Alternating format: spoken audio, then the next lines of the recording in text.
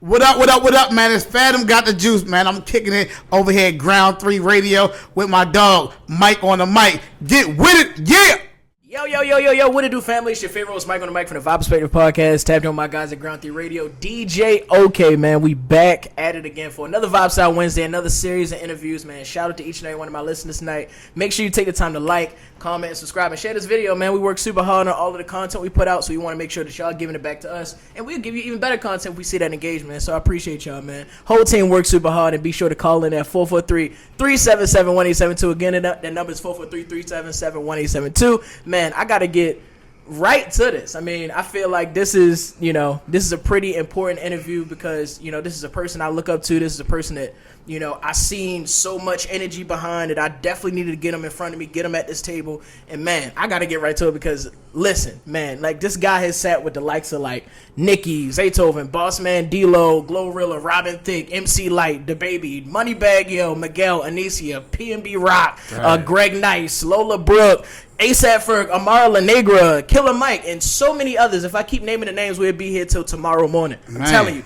man, you can catch this guy Monday through Friday, 4 p.m. to 8 p.m. on DTLR Radio, your fashion, your lifestyle, your music. And you are all plugged in with media personality, record pusher, artist breaker, entertainment and lifestyle specialist, a.k.a. the biggest plug in the city. Fathom Got the Juices in the building. What up, bro? Damn, man, that was a hell of an intro. I've never gotten an intro like that ever from anybody.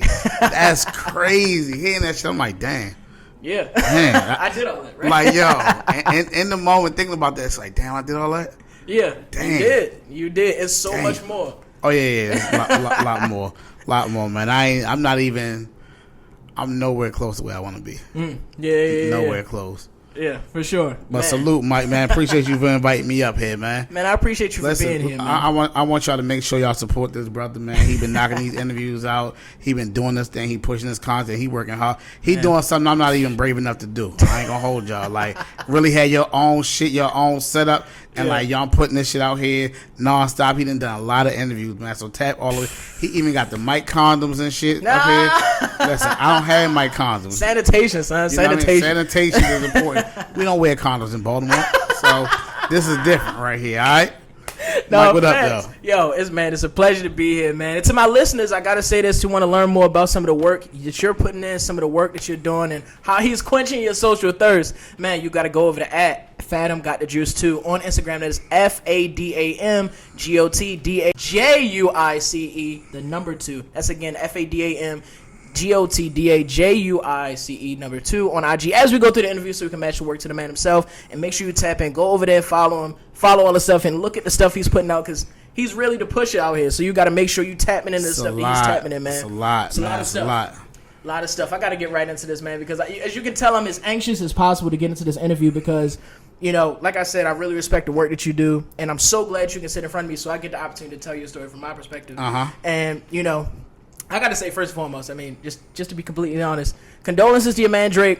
Because shit. I know you're an OVO savant. He's back, though. And what are we talking about? Yo, Kid is going crazy right now without the help of a label. Here Baby girl, come on now. He's back. Man. Yo, if he had the label pushing that record, it would be number 1.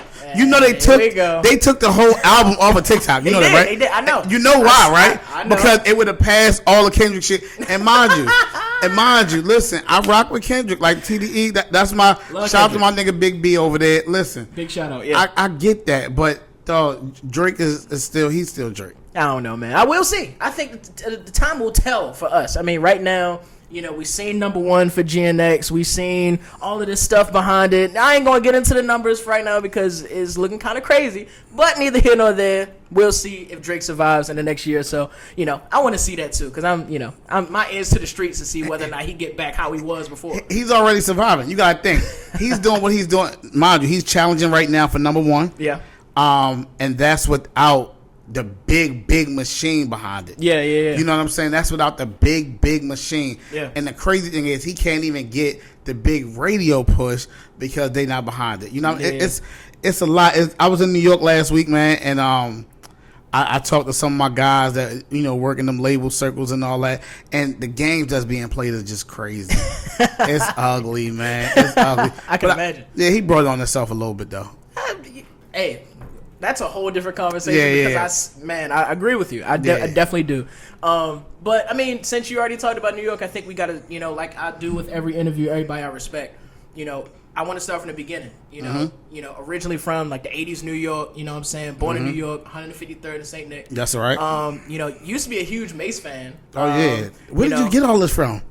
I mean... Where did you get this information from? This is great. What the... All right, go ahead. My bad. No, you're good. I mean, used to be a huge Mace fan, as well as Nice and Smooth. Big shout out to Nice and Smooth. Yep.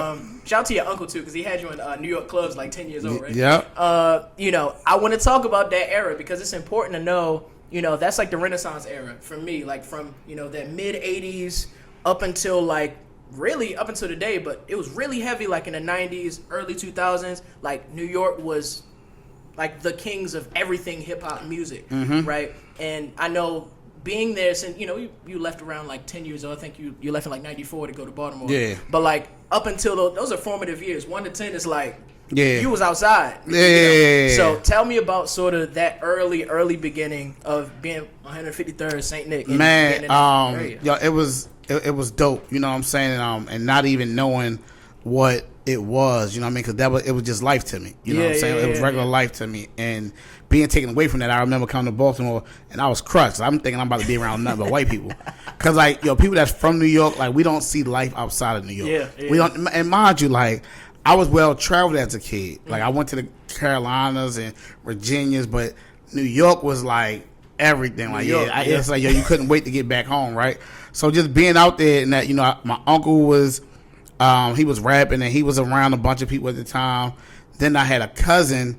He was a ball boy for the Nets. So my cousin was a ball boy for the Nets, but he was around the industry and the sports side a lot. So like being around just all that at the same time. And then my brother-in-law, or you call my brother-in-law, whatever you want to call him. Sure. He worked for the biggest drug dealer in the city. And they had the best weed that anybody could get their hands on, right? So after I moved back, even after I moved to Baltimore, I was still going up there Christmas break, Thanksgiving break, summer, spring break, right? And I would go up there and I would hang out with him just so I could meet all the rappers and be around that energy. You know what I'm saying? So being around it was just such a... It was life, you know what I mean? Like, and we ain't had the pictures, we ain't had the phones back then. You know, I remember DMX shooting "How's It Going Down" video. Ooh. And they started on 25th. I was still in the house. I think I was asleep. My cousin called. They like, yo, they shooting this X video on 25th. Yeah. But they coming up. They shooting the rest of it in Polo Ground. So I got dressed and went down. You know what I'm saying? Like, and we actually had cameras that day. Yeah. My cousin ended up keeping the pictures. The picture I had with Jadakiss, we had the Rough Rider shirts on. His hand was like, something happened with the ink on the picture, but it was messed up. But just being around that aura, man, it just kind of, it gave me that love, that unconditional love for the game that like I'll never lose. You know what I mean? Like the biggest thing for me is just loving hip hop. You know what I mean? When I say love, not love and hip hop, but loving hip hop. For sure. So even as much of a Drake fan I am, man, when it came down to the beef with Kendrick, yo, I love the culture more than I could ever love any artist. So that's why it was easy for me as a fan to be like, Kendrick got him. You know what I'm saying? Like we lost that one. You know what I mean? Like I love the culture enough to admit that and be here for it. You know what I'm saying? And listen, man, you gonna lose a battle, but you just wipe it off and come back with no kid and get back to you, get on your grind. No, fact. Yeah. No, definitely a part of the OVO Avengers for sure. But I mean, you know, we in the formative years, so you know, I always like to talk about sort of the schools you went to. Like you went to Milford, and it's so funny because I went to Woodlawn, and you know, it's crazy because you know, when I was there, like even probably like 4 years before I got there, everybody always knew that like it was us versus Milford. Like Woodlawn versus Milford was like. Was the rivalry. It was a thing. You know. But it's so crazy because, like, me just doing research, too, I ended up stumbling upon the fact that, like, y'all actually beef for Randallstown, too? Like, oh, yeah. So it's crazy. I don't know how, but Milford rivals back then was Milford and Randallstown, and then Milford Woodlawn. Yeah. We had two rivals where, as though, when it was time for them two games, it was up. It was up. It was packed. The gym was packed. The football field was packed. Yeah. You was putting your freshest outfit on Facts. because you had to make sure you was ready for the game. Facts. You know what I'm saying? And then I think my senior year in high school, the Milford Randallstown beef started, and that beef, rest in peace to everybody that was it was affected by it, but niggas got killed, niggas got locked up. You got some niggas doing life, behind it. It got ugly. Yeah. It got really, really. That beef went on for some years. Yeah. You know what I'm saying? Like, thank God I wasn't never the nigga that was a part, but I remember the day it started. It started on 9/11. Yeah, I was about to say September over a girl, right?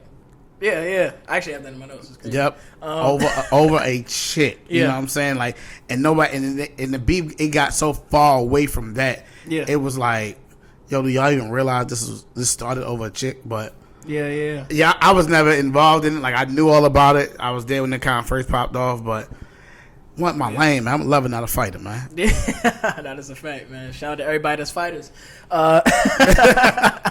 You know what I'm saying? But man, I mean, that's important, though, because, I think a lot of people don't know much about, when they think of Baltimore, especially people from not in Baltimore, they don't know really about the high school beef culture. Yeah. Like, and sort of the rivalries and the things that happen. I mean, apart from the violence, I mean, we don't ever want to push Yeah. It's more like there's this friendly competition. Like, I always, and this is the only time I ever really got to say this on the interview, is like our Milford and Woodlawn's like music programs was always beefing. Like, I remember I was in the music program for Woodlawn, and we got like 2 or 3 people from Milford, like maybe their sophomore year. For real? They got 2 or 3 people from Milford come over to Woodlawn, and we was on their head. Like, They was in the band? It was in the band on the corral.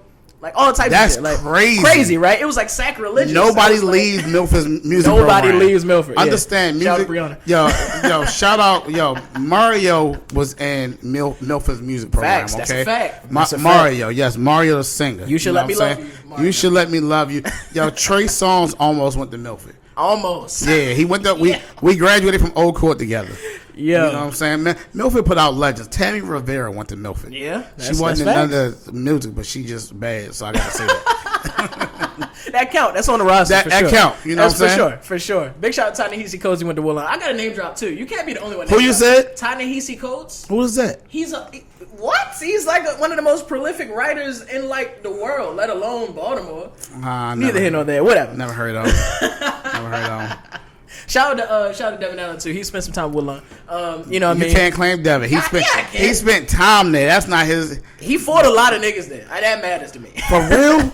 Devin was fighting? Of course he. What? You must not have known Devin when he was moody. Like, oh wow, that's but crazy. Neither here nor there. Go watch our interview with Devin Allen, the 2-part interview. That was insane. That's crazy. But I mean, moving a little bit forward, like you went to Coppin as well, 2008 ish. Earlier than that. Yeah. You know what I'm saying? And it's important to bring that up too, because Coppin also has like this wide range of important people that has also come. Shout out to West Baltimore University. That's right. That's right. And y'all definitely got it popping. I went to like 2 Coppin parties. That's where I built. Yeah. That's really where I say the name Fathom was born. I had one. You had it in high school though, right? So one homegirl, my homegirl Blair, she was one of my best friends.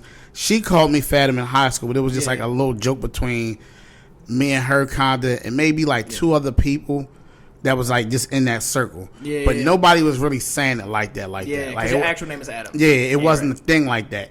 And then when I went to college, I was pre-pledging for Kappa. Shout out to all my Kappas out there. Big shout out Kappa. Yeah, and they started calling me Fathom as a joke, kinda.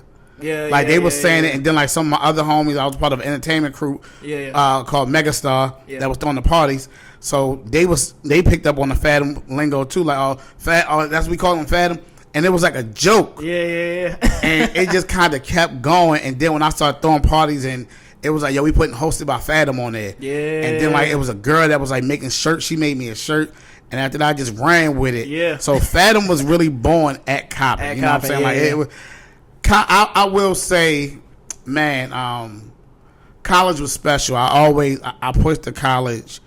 I pushed that to everybody. You know what I'm saying? Like, if you can go get you some knowledge from college. I didn't finish, unfortunately. Like I couldn't afford it. You know, things just wasn't bouncing my favor. And on top of that, like, yo, you trying to be an adult, you trying to live. Yeah. You know, and it's new to you. Facts. So it's like, man, you partying, you trying to balance partying, making money to live, and going to school. It was like, yo, one of these ain't gonna work. Yeah. For me, school wasn't gonna work.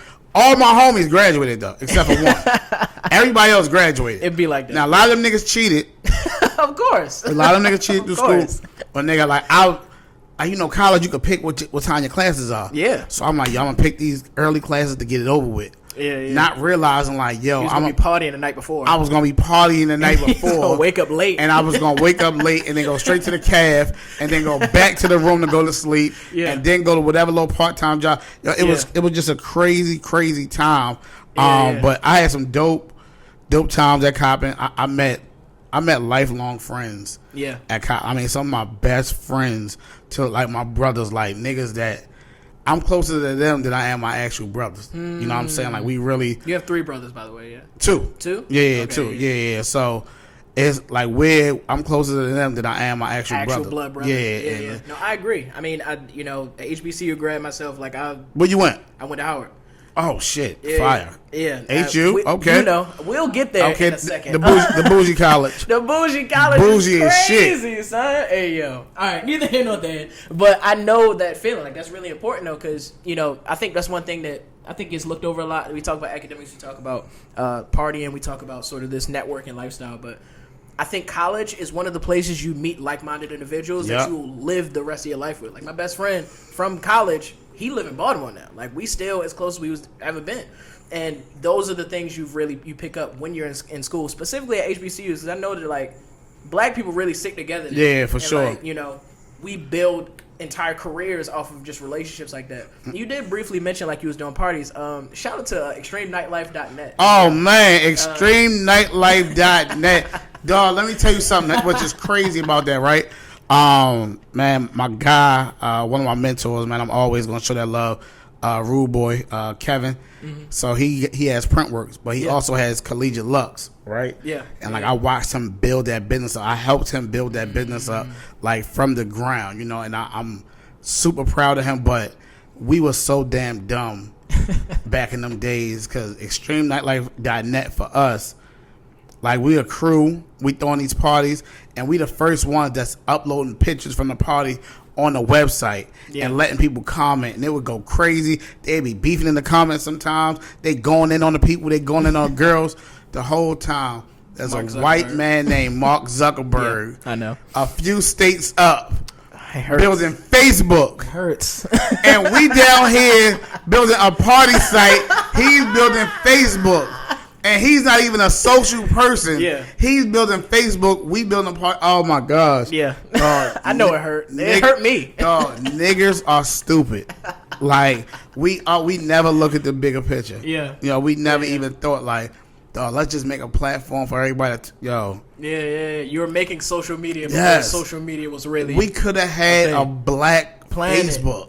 Black Planet. Black Planet was up there. Yeah, it was. Yeah. I mean, but like I think it's even better though, because like being on the campus of a HBCU, like being there has a different energy than just having a website that kids. It does. Yeah, that's right. What I mean? Like, because everybody would be checking it to find the parties, to find who was that was running on the yard naked last night. Like, crazy. That energy would have been insane. So I feel you, man. I still.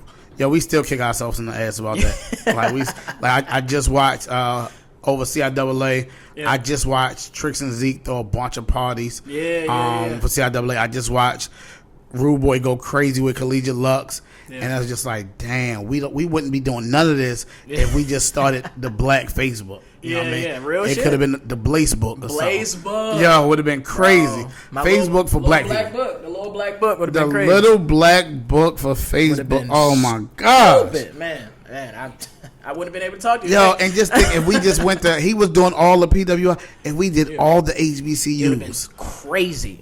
Oh my gosh. Yeah. Man. I'm sorry. It would have been so ghetto too. It would have been incredible. I man. Loved it. I would have loved it. Nice and ghetto.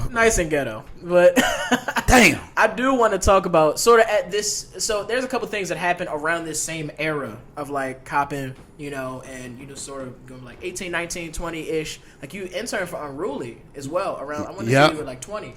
And I think after like a year, it didn't really work out. Did you call people or something? Yo, how did you get I'm not gonna hold y'all. I don't know where some of this information is even at, but like I definitely forget about some of this. But to find this info, it's not. I don't even know where this is written at. I don't know. Whatever. It's not. Yeah, Trust it's not. me. It's not. Unruly.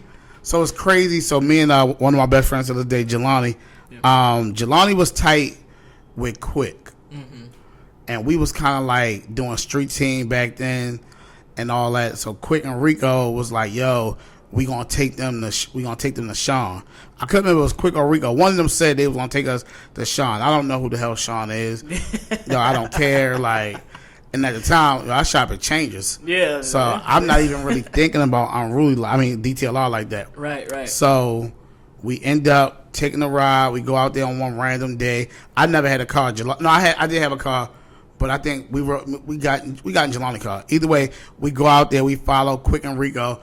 Quick and Rico walk us into the office to meet Sean Caesar. And like he bring us on this intern. And we might have been making like $200 a week or it was some trash, whatever it was, right? But mind you, I'm not thinking it's an intern. I'm just like, all right, this is dope. I make $200 a week. Right. But I didn't realize what DTLR was back then, but once I got in that circle, the crate, like we doing all these meet and greets, like we did a luncheon with Chris Brown one day, right? There you go.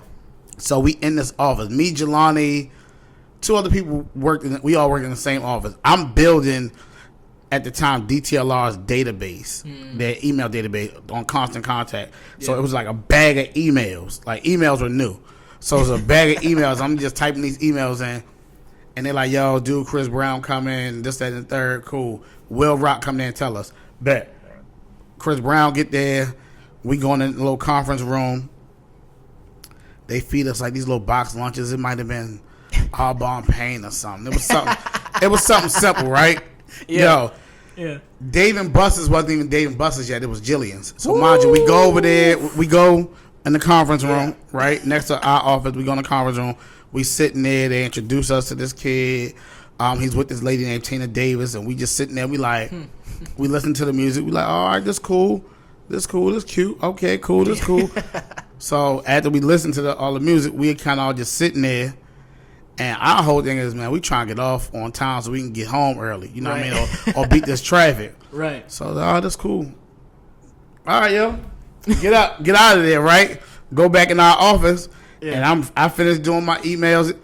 Will Rock coming in was like, "Yo, what y'all doing?" Because by then the conference room clears out, so it's just Chris Brown, Tina Davis, and whoever else. Might have been Sean Caesar, might have still been in there talking to Tina. Right. So Will Rock, like, he came in and said, "I was like, yo, what are y'all doing?" I'm like, I'm finishing up my.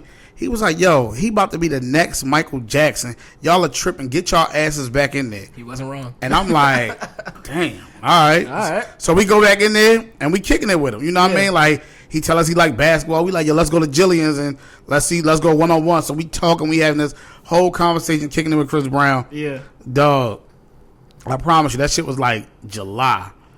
We go back to school August. We throw a part. That might have been June. We go back to school August, September. The song with him and Jewels is already popping, going crazy. Yeah, they did we used to do these record pool meetings. Yeah. Right? So all the DJs used to have to come and get their records from Unruly Direct Drive Record Pool, right? But they would have special guests come. This one specific one, everybody came. Chopper from the band was there. Ooh. Chris Brown was there. All these people was there. I seen Chris Brown. I'm like, yo, oh my God, my nigga, yo, what's good? Yo, I need to get you at one of my college parties and all. He's like, yo, I'm with it. Yo, it was just crazy because he was taking off. I'm like, yo, this is nuts. It's insane. This like it happened so quick. I was like, yo, because by then, yo, we were so used to, like, everybody was coming through there. I met Jacob Lattimore early. Oof. You know what I mean? Like, I remember and mind you, his moms never forgot. Really? His mom, like, me and his mom still cool to this day. That's me and Jacob still cool to this day. Yeah, you know what I'm saying? But it was like, yo, being in that circle that early, you like, damn. Yeah. But the crazy thing is, I end up quitting. Cause for what it's worth, you interning. Yeah. So sometimes you on dummy missions, right? Yeah. So out of me and Jelani, I was the nigga that really did all the work. Like it was always like that. Like Jelani was like, he was Jelani, he charisma and all that, but I was the nigga that really did all the work. So Quick had a Pepsi campaign. Right, mind you, on this Pepsi, if you look at it, if you Google this joint, Pepsi campaign is Quicksilver, DJ Ferris, DJ Khaled, DJ Drama. They all on this poster, right? Yeah. So, mind you, they like, yo, part of the campaign, they got to put these posters out in the city. So, C's like, yo, y'all got to go put these out in the city. Stone Soul Picnic with that, we get some shit. Mind you, I'm like, I'd never put posters up before. Yeah. I passed out flowers. I never put posters up before. Yeah. I never had to do all that. It was corporate street team shit. Yeah. So that might have been the hottest day of the summer. It was like 110 degrees. Damn. I'm out there by myself with these posters. Jelani ain't come. I'm Dolo. I'm trying to figure this shit out. I do a horrible job. Like when I say a horrible job. Yo, we get back to the office Monday. Sees like, yo, with a report at. So I was like, I don't know how to do no report. Yeah. I'm not, to this day, I'm not a Microsoft Excel nigga. Yeah. I'm that nigga that's gonna lie and tell you I know how to do it, and I'm gonna get my girl or somebody else to do it. Right, exactly. Babe, I need a spreadsheet. Yeah. Give me right. Shit. This I need on it, right? So I'm like, yo, so we go in this conference room. It's me, Sean Caesar, Jelani, and Keisha Merritt. And we in there, and we going at it. Because they like, yo, what's up with this report, man? Y'all bullshitting this. They in my ass. And I'm like, I don't really know what to say. Jelani ain't saying shit. Because he wasn't there. He wasn't there. He ain't helped me.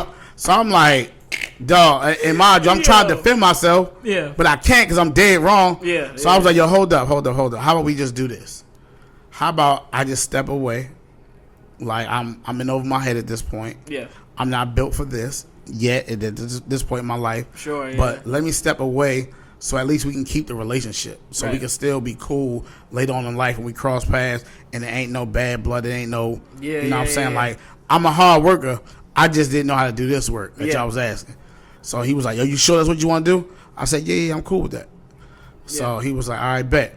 I seen Scotty B on my way out. I dapped Scotty B up. Big shout out Scotty B. Yeah, and I left. Yeah. You know what I'm saying? It was easy peasy. I left. I was hurt at the time, but I was like, man, fuck it. You know what I'm saying? Like, it is what it is. Because I was throwing parties, too. Still doing parties. Yeah, so I had other shit going on. So I'm like, all right. And at the time, like, I didn't value that circle as much as I should have back then. Yeah, you know, 20 years old, like, you don't realize. You don't think far. Yeah, you're not thinking that far, right? Yeah. And it actually just, worked out to my. And the crazy shit was, they fired Jelani like 2 weeks later. They fired that nigga like, oh, yeah, you can't do shit either. Yeah. So, get rid of him. But, yeah, it was crazy. And then, just fast forward, man, Reds bring me back in the circle. Yeah. Bro, I was literally, you're reading my notes, I think. Yeah. Because I wanted to say that's a full circle moment. It's like getting the internship at Unruly early, not knowing how to navigate the space. Then fast forward to 2015 when Reds bring you on the show for 3 to 5 on Saturday. Yep. And I want to get into that a little bit deeper because it's so many more things in that story. Not just the fact that Reds brought you in, but it was like, why did Reds bring you in? Is because you were already running like a blog style, like Instagram page. Rest in peace to your old page, by the way. Oh my God. Old pages. Pages. Yeah, pages. Yeah, that shit was crazy. The one that he knew you for, like, rest in peace to that one because that is long gone, unfortunately. But I think because of, sort of the blog style, sort of like an early Shade Room, early like Say Cheese. You were running that early. Like, whatever leaks came, you had it. Whatever information came, you had it. Like, people was going to your page to find all of this information about celebrities, about anybody, And I think that's important because he saw, like, okay, well, he can do a segment on my show because he already has all the industry information, which is like 2 and 2 together, perfect timing because y'all were actually really good friends already at the time. That's my dog. Till this day. He brings you on the show. I want to say, that was Saturday, right? It was on a Saturday. It was a Saturday show, 3 to 5. And man, I just think it's important to bring that up because then, even in that moment where you found a niche, in the show, people like you on the show, great chemistry because y'all already friends. Yeah. But DTLR wasn't really messing with you at the time. Wasn't fucking with me at all. You know, like, wasn't fucking with me at all. Despite the chemistry and didn't care about me at all. Really ain't gonna hold. Didn't really care about Reds too much. You know what I mean? Like Reds was kind of like doing this thing. Just because, like, Rez is super self-sufficient. Like, he don't need much. You know what I'm saying? Like, to get his shit off. You know what I mean? Shout out, to do his thing, right? So, it was like, shit. I didn't even see it at first. You know, like, that first year I'm in there, I'm just going there with him on Saturdays. I ain't thinking nothing about it because I still got a full-time job. Yeah. And because I'm just hanging with my nigga. Right. You know what I'm saying? Like, he asked me to come on the show, and he asked me to do that industry rundown because he's not into all that shit like that. Yeah. I'm feeling him in on what's going on. And at that time, that 2015, podcast had just started popping. Yes. So I really wanted to do a podcast, but I couldn't find nobody to fucking help me. You pitched the idea to DTLR and they turned it down. No, they turned it down. Yeah. And actually, one time they said yes. Yeah. The girl Kiara was supposed to be my co-host. It was going to be our show together. Yeah. And then they gave Kiara her own show in the mornings because Tiara was moving on to do something else within the company. And then Kiara was like, yeah, Fathom, I ain't going to do that podcast with you no more because they gave my own show. I'm like, fuck. Because my thing is, dog, I knew how to talk shit. Yeah. But I didn't know how to record nothing. I didn't know how to upload it nowhere. I ain't know none of it, but I'm like, dog, I can do this if I can find someone to help me. You tapped in so early. Like, you was listening to the early, before it was video, right? And before it was video. To this day, you still are an avid audio podcast listener. We talked offline about that. Yeah, only audio, dog. Like, you was around listening to Joe Budden's early podcast before I had a name. Right? Yep. Like, The Read, Lip Service, all that. I want to say Taxstone, Brilliant Idiots, all that. Like, all of these. Now we know them to be like iconic, like moments in time that really set the stage for everything we see today. Man, but like you were early. Salute to Reggie Osei, aka Combat Jack. Big shout out, man. Rest in peace. The real Podfather. Like, facts. Joe Budden take a lot of credit for being a Podfather right now. I think that shit a little whack because at the end of the day, it's like, dog, you know who the real Podfather is. You know what I mean? You know, Combat Jack was really the one that had the business together. That was the one really growing that culture. Like, if Combat Jack never died, rest in peace to him. Rest in peace. Loudspeaker Network would be the shit. Yeah. Like, everybody would be doing shit through them. Like, it would be his show. Yeah, you know what I'm saying? It would be his because he was a lawyer too. Yeah. So his business would have been on point. Like, man, and I ain't saying Joe wouldn't have got to where Joe got to. Sure. Yeah. I also feel like with Joe shit, Joe benefited a lot from Taxstone getting locked up. That is a fact. Yeah, that is fact. Yeah, when Taxstone, a lot of people don't say it, or enough people don't say it out loud, but when Taxstone got locked up, it kind of like, yo, who else was in the space? Created a vacuum. Yeah, who else was in the space that can really like hold it down and like talk some nigga shit? Facts. Joe was that person that was still there. It was just like, all right, let's fuck with Joe.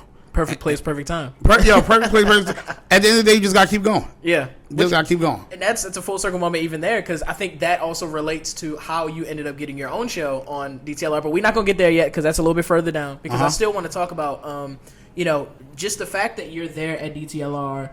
And this is, mind you, great chemistry. You got the information of the insiders, like you have the industry rundown, lockdown, and they wasn't really messing with you. So I think, and correct me if I'm wrong, from you getting that impression from them, you just started trying to figure out ways to make yourself like more useful around the company in efforts to really make money, but also like for them to sort of bring you in fully. And I think that's important because it's like you had the information. You were early in podcasting. Like you had the knowledge of like doing the blogs and everything. You had the work ethic, and they still wasn't like, to me, that's how many people get like a no from like a company or like somebody they look up to or whatever, and then they just stop doing it and they just start doing something else. Decided to keep going. Yo, like I just knew this not the only way. I knew this not the only avenue. Like yo, I'm gonna stay around this because it's like they're not kicking me out. You know what I'm saying? It also it's a good stamp to have coming out of the DMV. Coming out of DMV in Baltimore, it's a good stamp to say, yo, I'm affiliated with DTLR, right? I mean, because even till this day, if we being honest, like, they still don't fucking listen to me when I tell them this is what's popping, this is what's hot. You know what I mean? Like, because people sitting in the seat don't want you to look too good. You know what I'm saying? Yeah. They don't want you to look better than them. And mind you, I'm one of the people that's like, dog, if we on the same team, let's rock out. Let's rock out. Like, I'm here to make you look great, because you looking great is going to make me look great. Yeah. It's going to make the team look great. So that's always my goal, to, like, make the team look great. Like, I'm not the guy trying to take nobody's job or position or anything like that. It's like, dog, if you in that seat, yo, I'm going to do my best to support you and feed you everything I know that's coming right now. Everything I know that's popping. Hey, we need to be on this record. We need to be on this. So, yo, it was just great timing that with Rez, man. Like, he would do shit like, yo, I gotta go DJ. Yo, what you doing? I'm like, shit, I'm working. Come play manager. You know what I mean? Like, yo, put you on ride with me, on ride shotgun? Yeah. Fuck it. I'm not doing that. I'm working my day job, and it's like I got a bunch of vacation time and sick time because I'm never calling out. Yeah. So I'm like, dog, if I'm not going nowhere, I ain't doing nothing. And my girl, she was like, we was straight. We lay together and all that. Yeah. So I was like, dog, I need to find something else to do. I was tired of throwing parties, and I need to transition. You know what I'm saying? Yeah. And that kind of worked perfect. And just being with Reds, I ended up meeting some solid people that was in the industry and figuring out how to work those relationships. Like, one of my mentors in this game, or one of my brothers, I met him through Reds, but Reds didn't even really know him like that. You know what I'm saying? Like, Reds knew of him. They met that day. Yeah. You know what I'm saying? But me and him locked in. And when I get people information, I just know how to build a relationship without hitting their phone crazy. You know what I'm saying? Yeah, like, that's a gift. That's I always tell people the best way, if you really trying to build with somebody or get their attention, show them love. Show them love. Yo, that is the easiest way to build with somebody. Yo, if you just show them genuine love, dog, it's the easiest way. It's a bar. Yo, because at the Wild Dog, it's like you can't deny who it is. You know what I'm saying? Like, it's a girl that DMs me all the time. This girl, she used to do security at my job, but she rap. But she always DM me her shit. Yeah. But she'll repost my shit too. Yo, he putting on for the city. I have no choice but to repost her. I have no choice but to show her some love. You know what I mean? Because it's like, dog, I see her showing me love. Yo, you have no choice at the Wild. Now, part of it is, for me, you also got to have a good product for somebody to show love Absolutely, yeah, for sure. Yeah, you got to have a good product for somebody to show love to. But other than that, it's like, dog, it's really as simple as, yo, you show somebody love, they going to show the love back eventually. You know, you might not get it exactly when you want it. 100%. But, yo, the relationship, yo, me and Wilt, man, and mind you, Wilt was the VP at Columbia now. Wilt Wallace, Yep. Yeah. Yo, I cooked that relationship for, dog, like, slow cooked it by about 2 years, 2.5 years. I remember, like, he always would tell me, like, yo, if you come to Atlanta, holler at me. Yeah. I'm thinking it's like some Varnell Hill shit. You know what I mean? I finally go to Atlanta one year, and some of my homies, they fly me down there. I was doing some work with. Shout out 1426. Big shout out, I fly down there. I tell Wilt, like, yo, I'm here. Right. He like, were you in Atlanta? I'm like, yeah. He like, where you staying? I tell him I'm staying there. He like, leave your car right there. Meet me at Cheetahs. We go to Cheetahs. We sitting with this person from Rock Nation, this person big video director, this person do that. Like, we just sitting with these people. We just vibe all night. And that was like, to me, like the night, like my life changed. It was like, all right, I see this shit. And then he was like, dog, I'm going to have something for you top of the year. 2019, man, loaded me up. And then that kind of just changed my life. And everything been up since then. Up since then. I do want to kind of tiptoe through the story a bit because that's sort of further than we were. But I want to get to a little bit around that time. Like 2015, and just like the previous question I asked you, it was about, you know, just being in a space where people didn't really value what you were bringing to the table at the time, and then still producing, still showing up, still being high level despite that. Even, I want to think the infamous, 2018, I want to say June 2018, when y'all got the infamous to this day Jay Prince interview, where it was right in the center of the Pusha T Drake beef. Meek Mill also was wrapped up in that. We already know how that went down. We don't even got to relitigate that. At that moment, being in a place where you wasn't really looked at the right way, from your job and then getting this high level interview in the middle of, at that moment, internet breaking beef, which is a very important moment. Nobody really appreciated that, but even still, did it anyway. And shout out to Mark Henry too, because I think he was the one who like chopped the audio up and got the pictures and fixed it up. Yeah. When I tell you that shit was so crazy, because they didn't send us no videographer that day. Yeah. We just a guy taking pictures that day. Yeah, we had Rez had a crew on the show with us, Illustrate Radio. And one of the dudes on the crew, one of the dudes on the team, he had a camera. Like, he did pictures, too. So, he was there doing the pictures. Yeah. So, when they come in, we do the interview and shit. Mind you, me and Rez talk prior to the interview. And mind you, we don't do no crazy research and all that shit. Like, we just niggas just talking, right?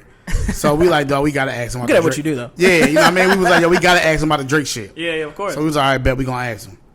So, when the lane came, Rez took the shot. I'm like, bet. He took the shot because it's his show, so I had to let him take that shot. Of course. You know what I mean? Yeah. He take the shot, boom, and at that point I knew it was up, right? Tell you the craziest shit about this, though. Yo, Rez didn't care about content. Like, Rez, till this day, Rez don't give a fuck about content. My nigga. That's my nigga I love. Rez do not give a fuck about content. You know what I mean? Yeah. Rez a DJ, but he love music. He know he nice. Like, nigga, Rez is super nice. Rez will cut a lot of niggas up when I DJ and shit, right? So we after the interview over, I'm like, dog, send me that audio. Yeah. So Rez like, and mind you, I don't know nothing about no boards or no audio at the time. So I don't even know. He was like, man, you got a big Google file, right? Yeah. So he like, Rez like, man, I don't know how to do people's shit and all this other shit. He was like, man, we gonna have to holler at Eddie. So I'm like, holler at Eddie. I'm mad as shit in my head. I'm like, oh, this is killing me. So, and it was a Saturday. So I'm like, shit, fuck I'm gonna do. So that Sunday, I'm driving to my girlfriend number 2 house that live in Richmond. Shout out to girlfriend number 2. Yeah. Actually, that Saturday, I called the dude Eddie. Eddie built the whole audio shit over at DTLR, like all the radio shit. He built the content space, all that, right? Yeah. So I called Eddie Saturday. Eddie's not answering the phone. I'm mad as shit. Of course. So Sunday, when he called me back on my way to girlfriend number 2 house, Eddie like, Fathom was good. I was like, dog, we did this interview yesterday with Jay Prince. I need it. Yeah. So he was just like, all right, well, let me go grab it. You couldn't just... I said, I don't know how to do that shit. So he like, all right, bet, let me go grab it. Yo, Eddie called me back, and he like, yo, I just looked. There's no interview here in Audacity for me to snatch no audio. Yeah. I said, what you mean? He was like, it's no... I said, dog, you're lying. He said, yeah, like, Rez never hit record. I'm like, what the fuck? Yeah. So he was like, let me see if I can grab it off the stream. Yeah. Retroactively. Right. So he went, mind you, till this day, I don't know how to grab no audio from the stream, right? Till this day. Niggas don't want to teach you everything. Yeah. That's bottom line. Because niggas need to keep a job. But it's like, dog, I'm just self-sufficient. I need to know how to do this shit. Yeah, real shit. That's the only reason I want to know. Right. But anyway, the nigga like, all right, bet. He go to the stream. He said, all right, I got it. Want me to send you this shit? Yeah. Sends me a big ass Google file. I don't know what to do with this. I just put the shit in my bio. Yeah, right. Bet. By the time I get to the girl house, she lived in Richmond. I had no business cheating with a girl that lived in Richmond. Be like that? Like, it was, oh man. It'd be like that. And I apologize to this day, right? I was wilding. But anyway, I get down there and I'm chilling. And what happened? Flo.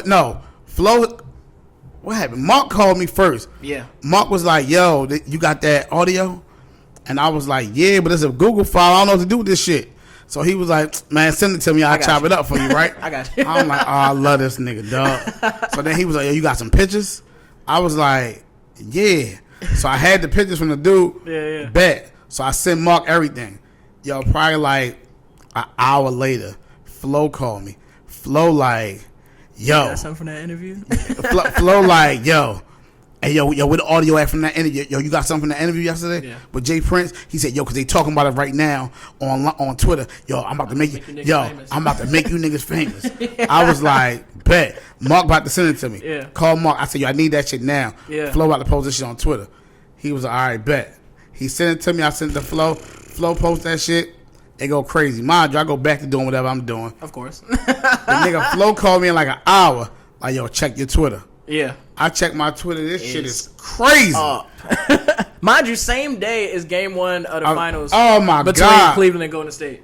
I couldn't believe this shit. I was like, Insane. My nigga, I leave Shorty house so fast. I said, I gotta go. I don't even know where I'm going or why I'm going there. I just know I can't be in Richmond right now. I gotta go. I hit the road, coming back up. I stop in DC, at my man crib. Yeah. And I'm like, dog, this shit going crazy on Twitter. We sitting there. Your cousin hit you up. Yep. I don't know how you know some of this shit. This is crazy. Okay, I don't Mr. TMZ. Hey, yo, that shit crazy. I don't know how he knows some of this shit. But, yo, my cousin, she called me. She was like, Mr. TMZ. I'm like, the fuck? Like, what? Yeah, I'm thinking she lying. What are you talking about? They sent me the shit. And it's game 1 of the NBA Finals with LeBron and Steph. Legit. And Fathom and Reds are going viral. Like, this shit is crazy. Yeah. Y'all see the article? And it says, DTLR radio personality Fathom got the juice and DJ Reds. I said, oh, shit. It's up from there. Here's the wild shit, though. We still got shitted on. Because the next day, they was like, oh, Jay Claxton might end up interviewing Pusha T to do the rebuttal. Get the fuck out of here. Jay Claxton ain't doing shit. Like, y'all got me fucked up in here. Yo, I was pissed. I was like, dog, it's no way. It's no way, dog. And it's like, it's crazy because, like, yo, we had an event that day in DC at Ivy City Smokehouse. Yeah. And I'm thinking, like, they going to big up us going viral and all that. They did none of that shit. Like, they just straight act like, and I'm like, dog, it's an opportunity to push the radio, like, show how official we are. Instagram until like later, right? Dog. Until like afterwards. I don't even know if they ever posted on Instagram. They even posted at all, yeah. You know what they did post on Instagram eventually? I know it was never on their website. Yeah, exactly. Yeah. That's where the traffic is. Yeah. Dog, I could not. I was like, dog, I'm over this. I was pissed. Man.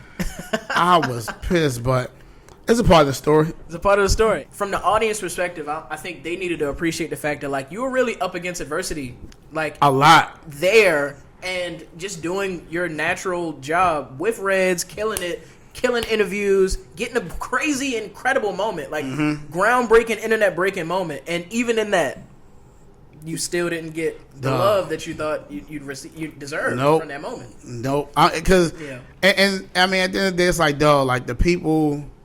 Yo, the old heads, they don't understand content. You know what I mean? Like, salute Sean Caesar. Big shout out, but he didn't understand content, so he didn't know what the fuck to do with it. Yeah. It was like, yo, that's a cool look.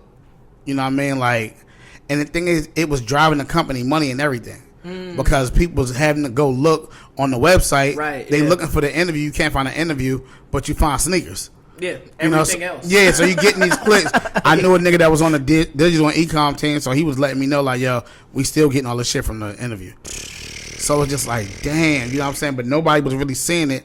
Yeah. And it's just hard for people that's, like, in the position to understand just how content work and how much money is really in this shit. You know what I mean? And how impactful it is. It's like, it's a fight I'm still fighting till this day. Yeah.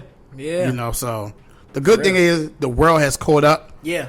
Definitely. But now it's way more people in the game. Yeah, exactly. That's the hard part. It's saturated. Man. We will definitely talk about that. Man, that shit's scary. It's scary.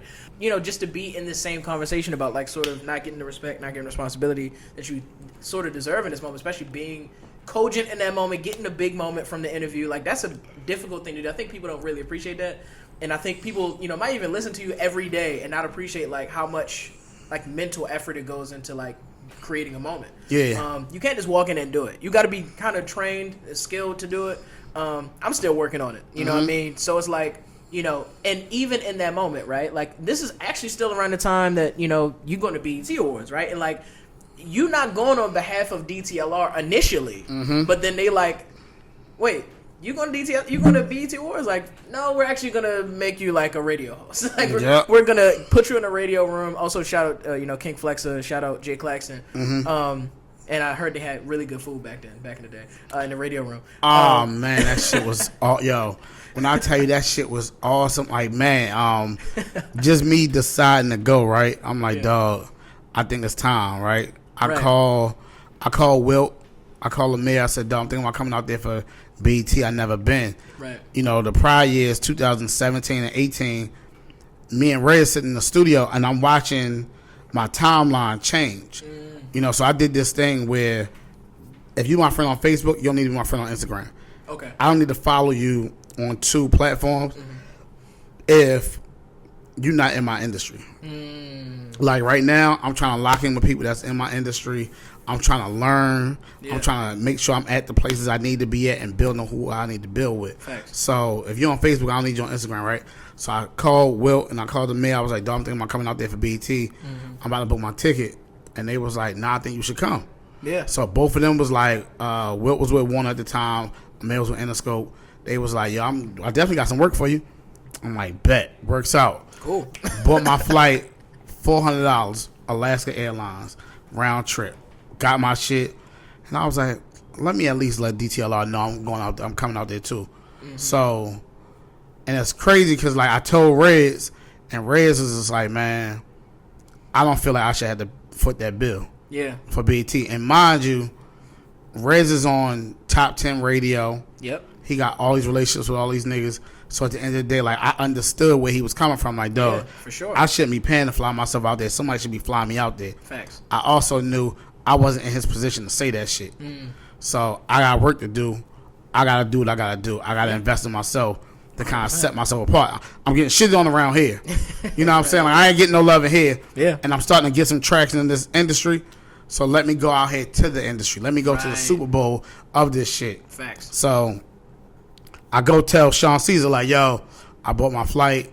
If y'all need some help or if y'all need me, I'm available to work too. So he was like, you bought your flight? I said, yeah. He was like, when you going out there? I'm like, Thursday night. So he was like, shit, you gonna work for us. Mind you, Caesar's the man at selling a dream. Yo, Caesar will tell you yes to your face. Because Caesar's like, yo, man, and the thing is, and I don't take it personal, because Caesar's not confrontational. Sure. Right? He don't want to have to tell you just straight no. Yeah. So he's the man that's saying like, oh, bet, I got you. Oh, yo, let's do that. Yeah. Has no plans to do it. Right? So in my mind, I'm like, this nigga's lying. Yeah. They had a marketing meeting. The girl called me. She was like, oh, congrats. I heard you going to BET this year. I was like, how you know that? She was like, they said in the marketing meeting. I was like, word? So it's real. still not hitting me, right? Yeah. And back then, I couldn't dress at all. Like, I got the dressing shit together a little bit. So, C's coming in. He like, yo, so we good. Here go a gift card. Gift card might have had like $5 on it. Yeah. Because they was like, yo, niggas want to know what you wearing out there, though. Like, what are you going to wear? Because we know, like, you don't really. I said, yeah, I don't know how to dress. So, niggas like, yo, here, take this $5 gift card. Go find you some shit to wear. Yeah. So I was like, all right, bet. I was stressed as shit because I'm like, I don't know what to wear. I've never been to LA in my life. Like, so I called my man Rab. I'm like, Rab, what the fuck am I supposed to wear? He said, yo, it's cold at night. It's kind of nice in the daytime. Do like a denim jacket. Do shorts in the daytime. Do a sweatsuit. So he running it down on me. I'm like, all right. I asked my girl, I'm like, what you think? So she trying to help me. She helping me too. I'm like, all right, bet. I think I got it. So I put together a few pieces. You know, put a little promo gear in there too. Like, I was like, I'm gonna figure this shit out. Get out there, man. And that shit was just love. Like, it was crazy because I went out there a day early just because I wanted to already like be in the mix. You know, Radio Room started on Friday. I wanted to already be in the mix. So going Thursday, and how I ended up being the guy for DTLR to go, they had an event on Thursday in New York. So they wasn't flying out of New York till Friday. So they needed me to get the credentials for everybody. So that's how they ended up saying, oh, you going on Thursday? Yeah. You know what? You can go. Right. So he was just like, yo, don't buy your room. We're going to take care of your room. I'm going to reimburse you for your flight. So I'm in the room with everybody. You know what I mean? Like, so we do the breakfast that morning, Friday morning. I get the credentials. I'm in there scared as shit. You know what I mean? Because, like, Sweating. dog, you got the top people Yeah. in radio in here. Yeah. You know what I'm saying? Like, and then there's me who don't even have a show on DTLR radio. You know what I mean? Like, I ain't on none of y'all level, but it's like, fuck, I'm in here. I gotta figure this shit out. Yeah. And these niggas that's on these radio platforms, like, they have real personality. So it's like, you got Greg Street, you got T-Roy, you got all these big dogs in it. You got Hollywood Baby. Like, these niggas in there, like, it's a brotherhood of them. Yeah. And I'm just a new nigga that's like, yeah, I'm on DTLR radio. I go by FADAMGOTDAJUICE. It's crazy, you know what I mean? I remember I sat at the table. It was like I ended up just sitting next to Quick. I was like, I just got to sit next to this nigga because I know he a big name in the room. Right. But this is the only nigga I really know. Yeah. You know what I mean? So it's like me, Quick, the girl Fancy Damo, she's at Apple Music now. Terry Thomas, she was like the program director in Houston at the time.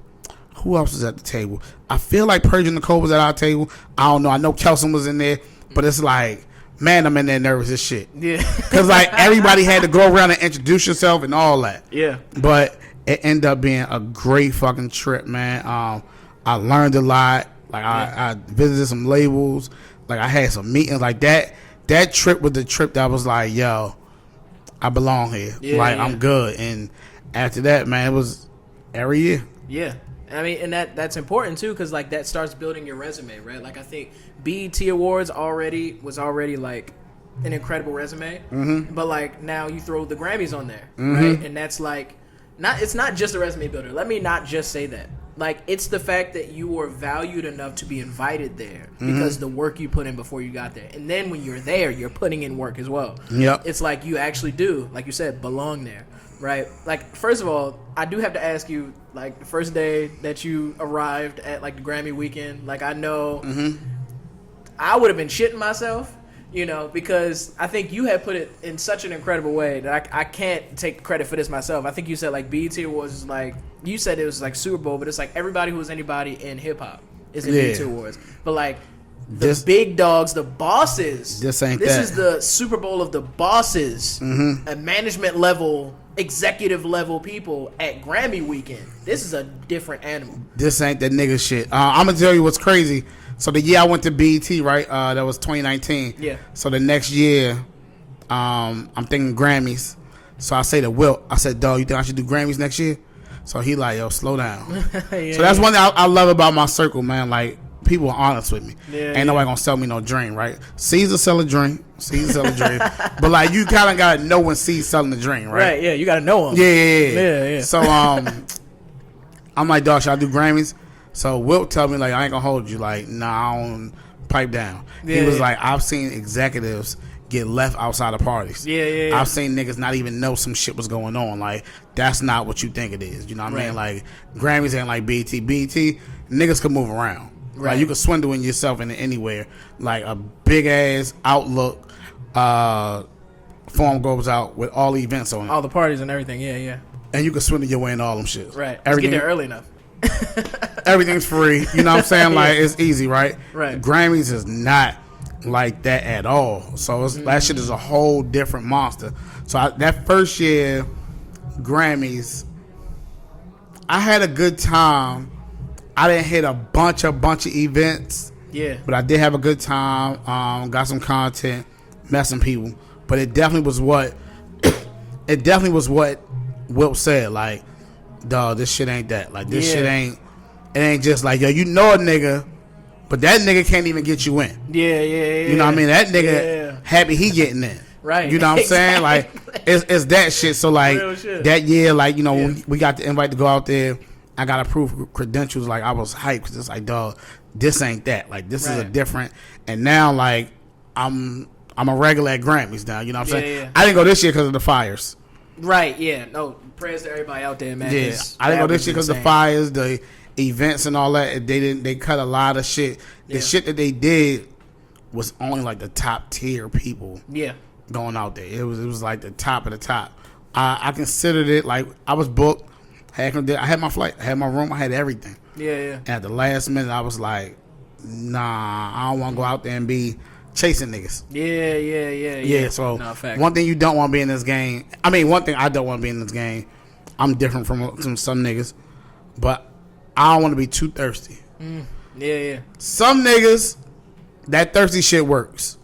Yeah, sure. Some niggas will be in your for real. Some niggas will be they will be in the DM. Like and thirsty's a bad word to use, right? Sure. It's what's the word? Like them niggas is really driven, right? Because we can use Jay Hill for example, right? Shout out to Jay Hill. Jay Hill's doing fucking amazing, right? Yeah. That nigga is relentless at going in somebody's DM and keep DMing them for an interview. Like he will show you. Like I was so impressed. He just did it with Pinky from Slutty Vegan, and he got that interview. But he was like, "Look, I've been DMing her since this year, since whatever year it was. Right, yeah. Trying to get an interview. I'm going to try to set this shit up forever. So, like, that nigga don't care. Yeah. I don't have that in me. And that's probably why he's further than me in that part of his career. Sure. You know what I mean? But also, I do this shit for fun. Yeah. You know what I'm saying? Like, I love it, but I don't love it like that nigga. That nigga, like, he loves it. Yeah. He knew a long time ago, like, dog, this is going to feed my family. Facts. You know what I'm saying? It's some other shit I want to do. Yeah. I'm going to do this, too, in the meantime. Just I'm a nigga that like to talk to niggas.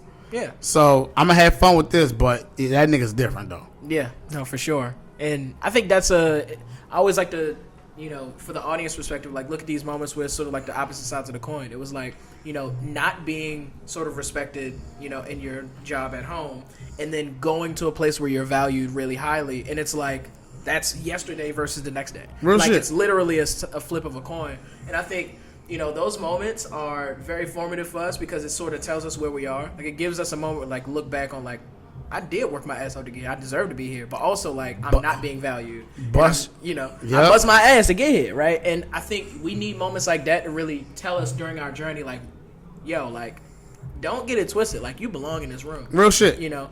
And I always like to show the audience that because all of the people that I really respect have had, like, those important moments happen to them. And that gave them, like, sort of a bird's eye view of where they stand. Mm-hmm. And then that sort of ordered their steps for the next level of success where they were going.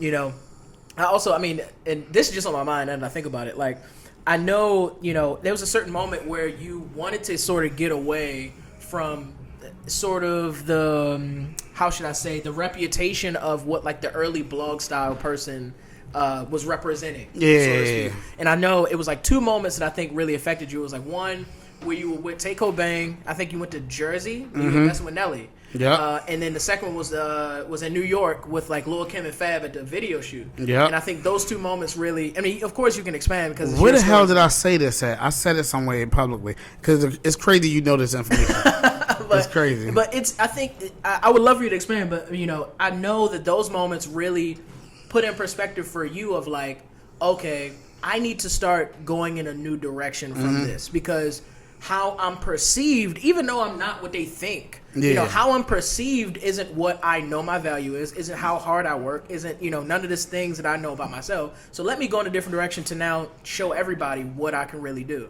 You know, so feel free to, you know, expound on that. Me and Mark Henry are super tight. Anybody don't know Mark Henry, producer, he done a lot of dope shit. He does a lot of shit with Fab, soul tapes, all that shit. Like, till this day, he still do a lot of Fab beats.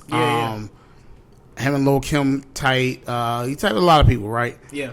So Lil' Kim and Fab had a record called Spicy. And they was on a video shoot. It was like on a random ass Tuesday. This was like 2017. Yeah. He was like, dog, they about to shoot this video for Spicy. He was like, you trying to go to the video shoot? He had an artist at the time, Anna Mays. He like, they want Anna in the video. I was like, all right, fuck it. He was like, dog, you gotta drive. I'm like, damn. So Mark living like DC. Yeah. But the video shoot was in Mount Vernon, New York. So I'm like, that's a random Tuesday. I get off work at 4 o'clock. Yeah. So I was like, fuck it, we can go when I get off work. Yeah. Like, bet. Mind you, I'm driving like my little Hyundai Santa Fe. Like, my tires just kind of bald and all that. Like, it'll get you there. Fuck it, let's go. Right? Yeah. Get off work. He meet me at my crib. Him and Anna meet me at the crib. Yo, we drive up there. We get there. The video kind of already being shot. They in there. But as soon as we get there, they like, close set, no phones. And they looking dead at me. And I'm just like, the fuck? I'm looking at Mark like, and the wild shit is, Emily walks by like 3 minutes later. Yeah. Right? And this is right after that shit happened with her and Fab. Yeah. So I was like, oh shit. So in that moment, I'm like, pull this phone out. How can I get this phone? And mind you, like, Mr. Commodore is there. It's all these people at this shoot. And I'm like, oh shit, how can I get this phone out? And they just like, no phone. I think one time I took my phone out and they was on my ass immediately. Yeah. And Kim looked at me and I'm just like, and then it was like, don't leak this shit. I'm just like, oh yeah. And that just didn't feel good. You know my work. Yeah, you know what I mean? Oh, cool. Y'all know who I am. Yeah. Say less. So you had that. that Nelly and Tate shit. So Tate at the time, this is 2018. This is January. I'll never forget. January 2018 was the year I was like, dog, I need to be everywhere where I need to be. Yeah. You know what I'm saying? Like, I need to be at all the right places at the right times with the right people. Mm-hmm. That's what I was on 2018. I had to take Tate around. It was one weekend. So he had to go to. We went to the Fillmore. Fetty Wap had a show. Yeah. So we went there, and then he was like, yo, I gotta go. Sean was like, yo, I need you to take him to Jersey. Mm-hmm. Nelly want him to come up there. Nelly got a show. So I'm like, all right, fuck it. So take to Jersey. It's MLK weekend. Take him to Jersey. Nelly on the show. It's like Nelly, KRS-One, all them niggas. So like I'm getting my content off and all that type of shit. And then like we in the dressing room, take a picture with Nelly. Boom. Right. Nelly say to Tate like, dog, I got a room for y'all. You know what I'm saying? Like, I got a room for y'all. Yeah. Our room was attached to Nelly shit.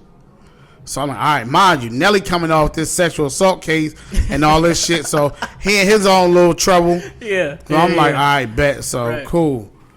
Mind you, I have one of my best female friends, Maya. She loves this nigga Nelly. Like, since we was in college, loves this nigga. Yeah. So I text her. I'm like, yo, you'd never believe this. She's like, what? I'm like, I'm with Nelly. No, you're not. No, you're not. So she FaceTime. I don't even do the FaceTime shit. Yeah, I got short arms, fat face. The shit don't work. So she was like, show me. Yeah. So she FaceTimed me, and he right there, and I was like, yo, can you say what's up to my homegirl? She loved the shit out you, my nigga. So he like, oh, hey. And it was like awkward, like, hey. And then he was like, what kind of TMZ shit you got going on? So automatically, like, it fucked me up. Yeah. So I was like, y'all gotta hit you back. I get off the phone. Rest of the night, cool though. Rest of the night, we have a good time at the party. We on stage, like lit. All that shit still on my phone. Right. Had a ball. I think when we got back, what happened? So while we up there, Nelly like, yeah, I'm gonna fly y'all out to Vegas because I got a show out there. So like, dog, I want y'all to come out to Vegas. So I'm thinking like, dog, I'm about to go with this nigga Tate to Vegas too. Oh, this shit about to be lit. Might be crazy. Got back. Steve was like, yeah, you kind of fucked up with Nelly and them. I'm like, what happened? Yeah, you had your phone out. I'm like, oh my God, dog. That hurts. And then like he told me, he was like, yo, you just gotta remember in the moments that like, yo, you a part of this shit. You know what I mean? So you gotta move a certain way. And I was just like, it was a teachable moment. Real shit. But after that was the part where I took blogger out my bio. Mm-hmm. I took media correspondent. I took all that shit out my bio at the time. I was like, fuck that. Because my biggest thing, and then that was like joint that woke me up, was like, all right, I don't want to do that shit no more. Yeah. You know what I mean? Like, as a man, for me, it just didn't feel good. Like, to go in that blog space, that gossip shit, you got to really just not give a fuck. Yeah, you can't give a fuck. Yeah. And now you got to move funny. Right, yeah. Yeah, because, like, you know what I mean? Like, till this day, Cardi B has me blocked. You know what I'm saying? Like, Cardi, and mind you, and that was Bodak Yellow. Yeah, literally. Yeah, exactly. You know what I mean? Like, Cardi has me blocked. Yeah. So it's like, damn. You know what I mean? Like, and that right there ain't a good feeling. So, and I worked Cardi B records. Right. So it's like, I can't even tag this bitch. Yeah. You know what I mean? On shit that I'm working. You know, so it's kind of crazy that this is what's happening, you know, but it's like, damn, I got to figure this shit out. You know what I mean? But once Wilt came in the picture, it kind of like made me see things clear. It was Wilt and it was Clint. Yeah, Clint and Clint. Like, between Wilt and Clint, like, them two niggas kind of made me see the bigger picture of this shit. You know what I'm saying? It really was just like, all right, it's a way I can do my shit, you know what I'm saying, and not play myself. You know what I mean? Because my biggest thing was integrity and morals, man. Like, the niggas who I look up to in this game that brought me in this shit, they move with integrity and morals. Right. So I can't be out here wearing their name. Exactly. Yeah. You know what I'm saying? Like, facts. Recklessly. You know what I'm saying? I don't want niggas having to call them like, dog, yo, your man out here. Get your man. Yeah, get your man. I don't want that shit. No. You know what I'm saying? So integrity and morals for sure. Yeah. So I had to let that whole super blog messy shit go. It was tough though. It was tough. No, I definitely feel you. I mean, but that's an important, you know, I think that's an important step in your journey that people that follow you should understand about where you've come from. Like, you had to take a moment to be like, yo, like, I really am standing on integrity and morals, and I'm making the shift to now sort of allow me to be more successful in the future. You had to make that decision in the moment. Of course, it was difficult. Everything we've done for years is going to take a hard moment of pain to get rid of to now move to a new thing. And I want to talk about that for a second because, you know, integrity and morals directly connects to what you were saying before of like, you know, one of the best ways to make relationships is to show love. Yep. That was like, I think that's a part of integrity and morals. Like, because you appreciate the work of someone else, you can just show them love. That's integrity. Like that's like seeing, not having hate. Because as soon as you have hate or being jealous or whatever, all this other stuff, like that's when your integrity goes out. Like that's when your morals start to leave the room. But like integrity and morals says, I'm going to show these people love, and I'm not even going to ask something in return. Like I'm just going to show love, and then maybe it'll materialize into some good connection. Like just in case we didn't get to this, like Clint Saunders, like he did like the HBCU tours, and you know he was also Meek's booking agent. Yep. You know, and he, you know, you and him established a relationship because you were showing love and because he's seen something in you, and it was like this reciprocal relationship. And the same with Will Wallace, right? Like, you know, I think that is important to know. Like these relationships you have are real. It's not just like, oh, he popping, so I'm cool with him. No, it's like, y'all really put a lot of like time and effort and love into it. You know what I'm saying? I'm definitely not the he popping, so I'm be cool with that nigga. Exactly. I'm definitely not the, you know, like I don't look at nobody as competition. You know what I'm saying? Like it's not that deep. I remember a nigga here, he came to me, we was at an event, and he was like, man, they said they said, man, you competition. And I was like, nigga, we are not competition.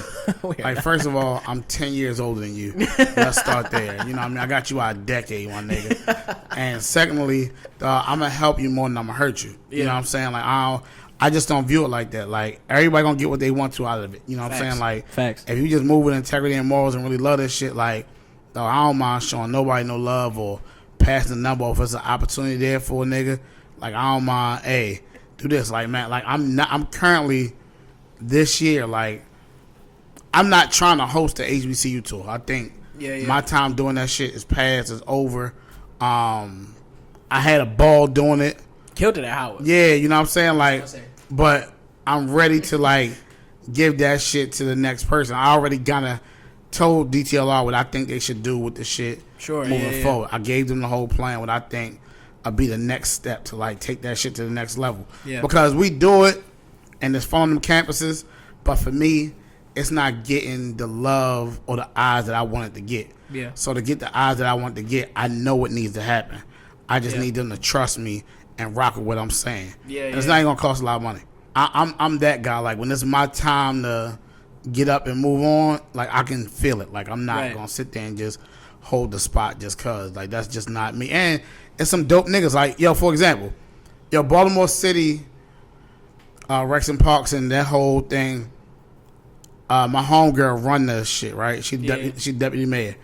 And she was like, Fathom, I need you. You know what I'm saying? I need you to help with this shit with the kids. I need you to host these events. It's like 2 years ago. Yeah. And I'm like, what? I'm like, all right, bet. So, cool. But I also knew, I'm not the person you need for these kids. I get it. Like, I'm around the celebrities and all that shit, but I'm not the person you need for these kids. Yeah. I know who y'all need, though.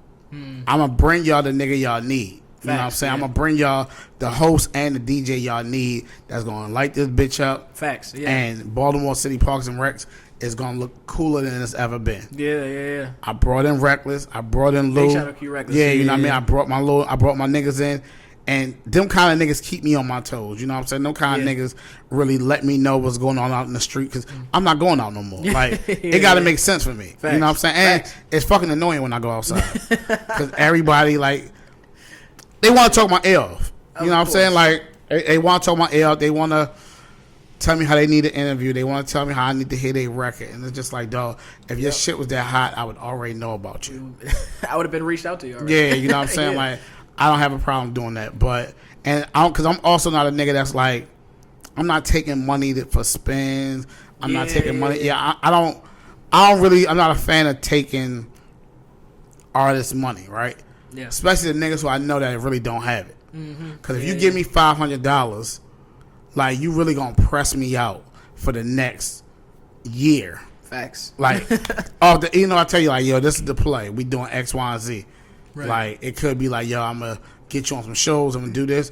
Yo, them niggas are not gonna stop. Like I paid this nigga, and the last thing I need is a nigga walking around Baltimore, DC, anywhere saying, yo, I paid this nigga Fathom got the juice X amount of dollars, and I ain't getting. I really ain't get. It wasn't worth it. It was bullshit. It wasn't worth it. Not gonna speak bad on my name, my nigga. I don't play that. Real shit. Yeah. Yeah, so I stay away from it. Most of the time, if niggas want my help, and if I know they ain't got no money, I do it for free. Yeah.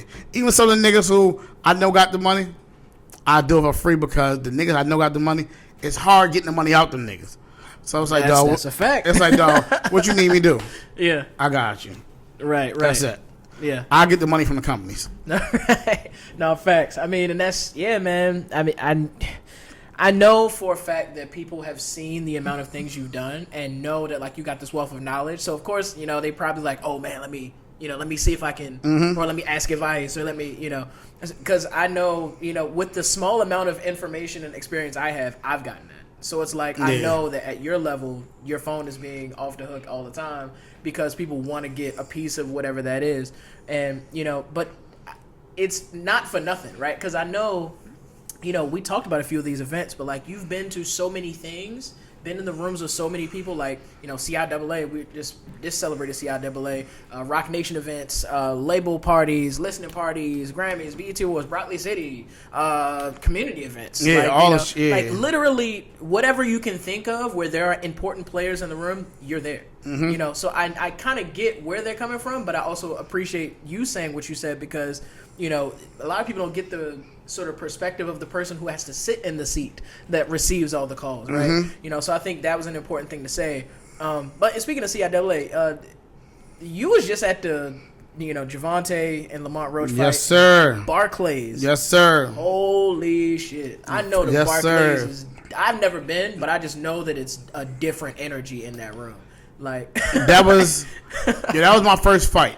Yeah. That was my first major fight. And it lived up to the hype for me. Yeah. You know what I'm saying? Like it was dope. Like shout out to Team GTD too. Big shout out, yeah.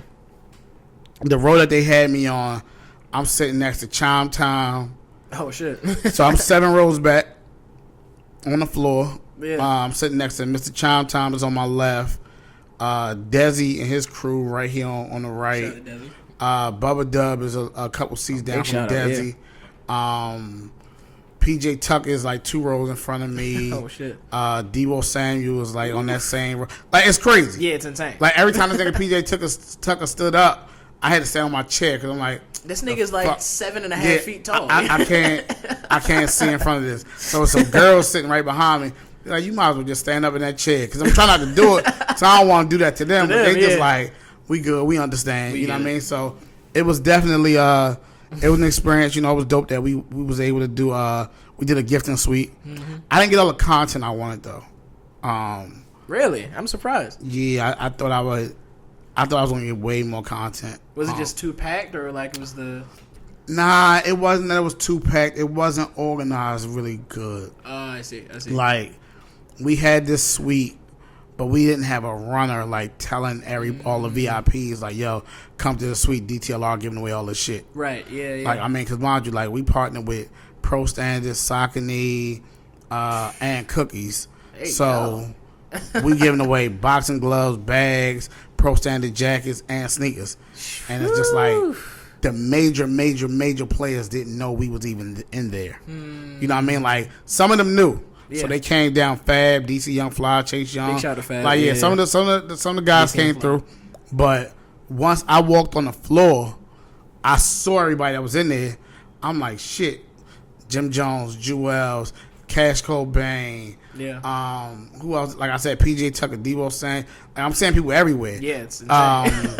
Bernice Burgos. You know what I mean? Like I wish I'd have saw him. Well, no, I don't wish I a whole nother ballgame. But you know what I'm saying? Like it's all these people in there. Yeah. So it's like, damn. Like, I wish it was a way we could have like got to all of these people into Yeah, even like I would have personally just walked up to them and just gave them, hey, this is for you, whatever, this is for you. But we got some people.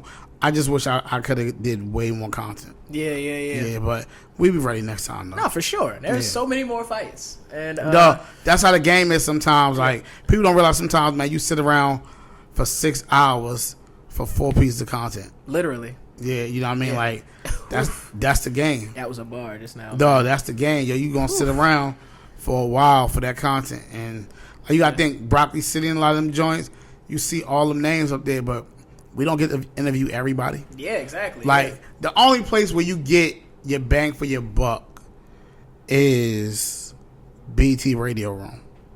Because they have to come in there and do the shit. But other than that, the rest, like, I don't want to do another music festival. Oh, yeah. No, yeah. I know you are not a big fan of music festivals. I hate them. I can't wait for them shits to be done. I want us to phase music festivals out. Let that shit be over. The only one I like is Dreamville.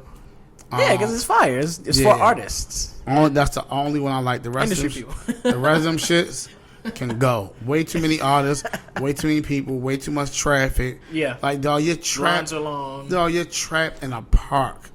Weather's not great. Dog, you're trapped in a park and grass and concrete 100%. for 12 hours. Your outfit gotta match. Dog, The weather's like, gonna be. mind you, you and can't it's even get fresh. You can't. Yeah, you You can't. know what I'm saying? Like, you can. have, like, it's a festival thing to wear, like, some rundown shit that you just don't care about.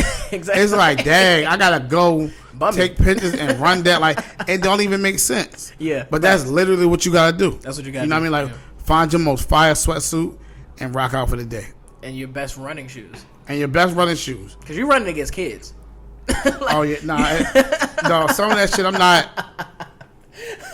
Dog, the first year I did Roots Picnic, I never even went to the other side. I'm like, dog, I'm not going over there. Like, Yeah, nah. fuck this.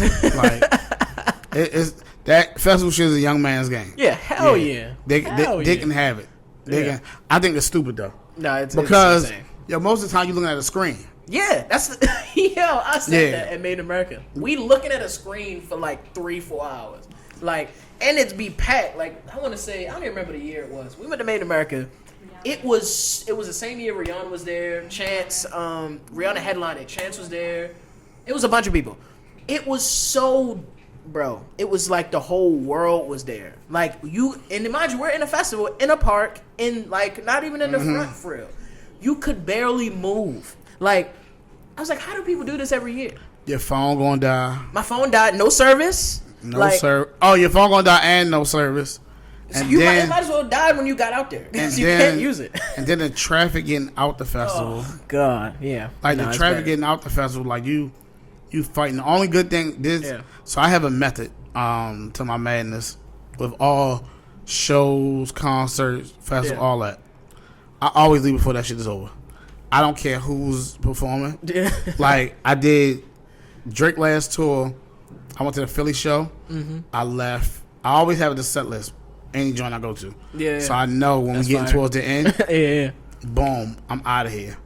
Way before, I usually leave like around maybe 6-7 songs left. Even if I want to see them, I can't. You can't. It's just not worth the traffic I'm about to sit in. Facts. It's not worth the. Oh man, it's just not worth the. It's so bad. I want to see Rod Wave perform Great Gatsby so bad. Yeah. But it was the last song he was doing. Oh, There was no way. Because you either got to stay, you either got to leave in that traffic, or you got to stay till the shit is over. Exactly. Like, after. So the good thing about Dreamville was, so last year Dreamville, SZA closed out on Saturday.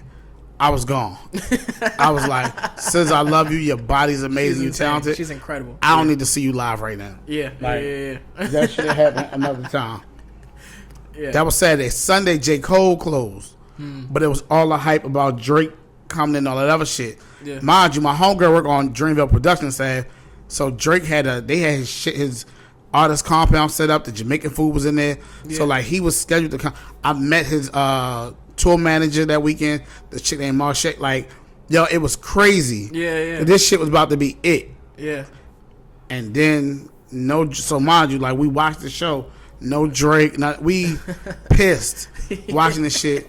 So just so happened we trying to leave where we parked at, we walking across the back part, and we had these passes, so we was able to move around. And the show is over, and we like, dog, is the artist compound still open?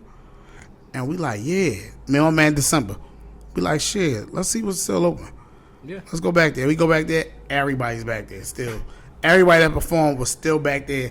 chilling, Yeah. drinking, eating, just vibing. Yeah, I was like, oh, this is perfect. Yeah, this is exactly what I need. Yeah, this is perfect because at the end of the day, we can let the traffic die down. We can eat, we can drink, we can entertain, we can socialize, and then we can get out of here. No traffic. Right. Because if not, dog, you sitting in festival traffic is like no other traffic.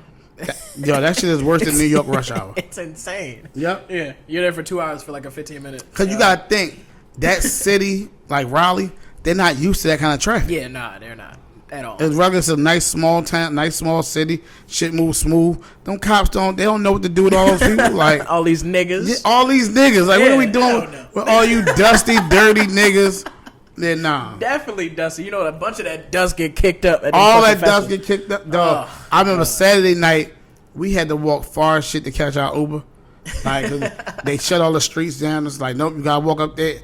So we had to walk far to catch our, like, that festival shit is different. It is a young man's game. Young man's game. Young man's game. I need that kind of money to be able to just have me a helicopter to drop me in. That's tough. Yeah. That's tough. The helicopter be crazy. That should be crazy.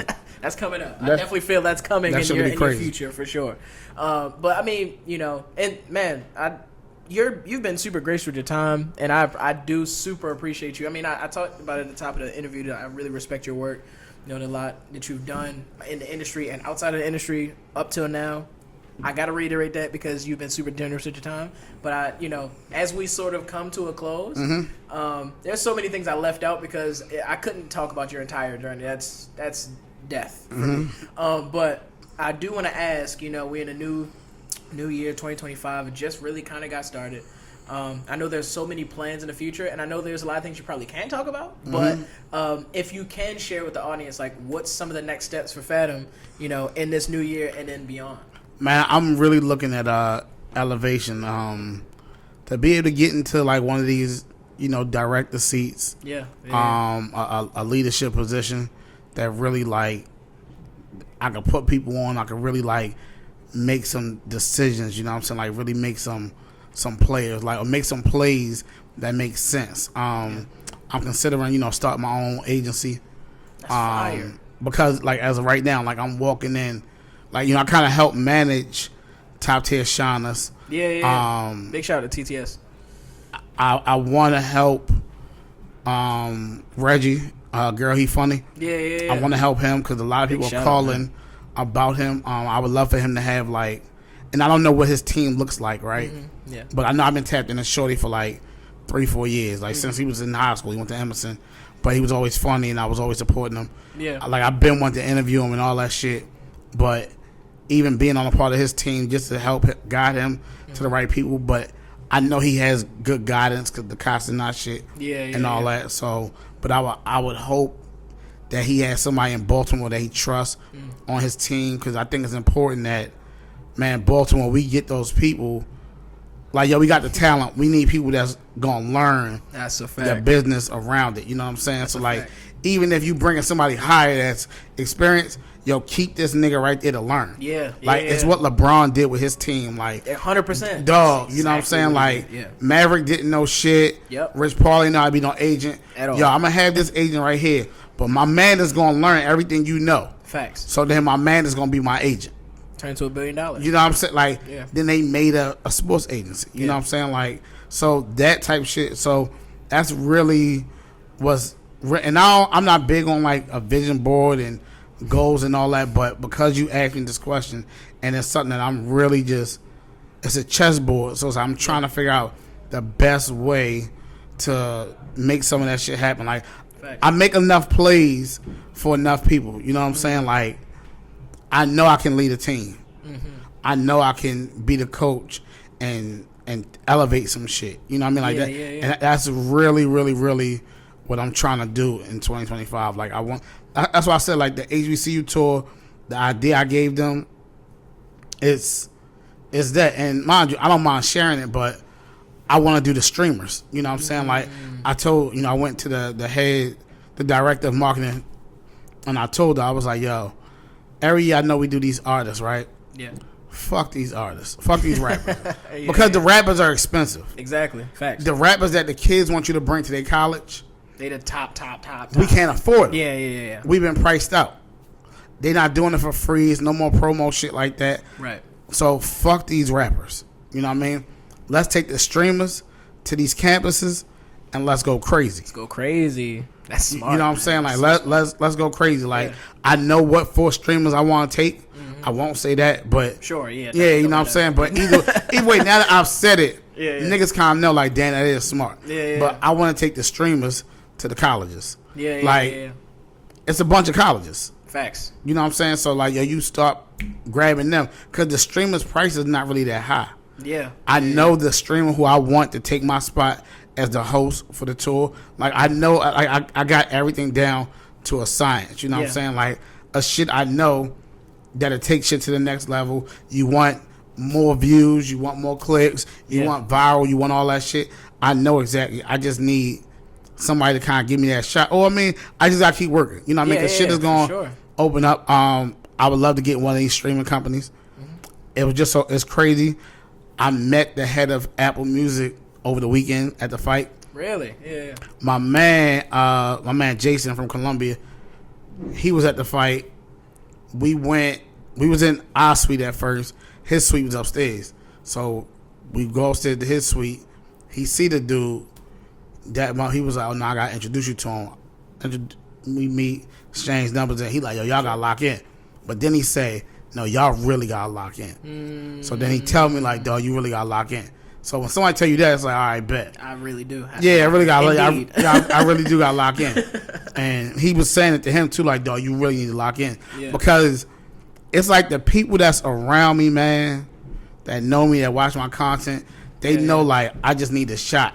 Right. You know what I'm saying? Like they know I just need that shot. I get that shot. Yeah. And I get that shot and it's gonna be, you know, it's over. Up. It's up. So that's all we really.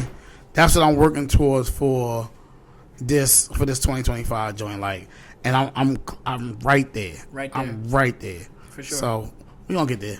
Yeah, man, you're right there. I 100% agree. I mean, like we talked about, like the resume speaks for itself. Like I always tell people that like when I have them in front of me and I've seen the wealth of work you have, I can see that it's just the beginning, right? Like that's just the foundation at which you springboard from. Like those are the things that are going to inform your decisions when you get to the places that you thought about you would be in 10 years and you're there. Like those are the things that's going to motivate your decisions, sort of order your steps. And you know, I see it. I see, you know, the entire vision. Like I said, I think it's extremely smart what you're doing, and I think that's an incredible idea. And you know, before you know it, you'll be in those rooms, being the director, pulling the strings, making the call. That's what I really want, man. Yeah. And I see it for you. It's not even about the bread. Yeah, I think it's crazy you ain't bring up us crossing paths in North Carolina. I mean, I was going to, but like, we were talking about so many other things that I was gonna bring it up in the middle, but then it was kind of like. But I can briefly speak to that because I think that is an important moment. It's funny because I was actually out there.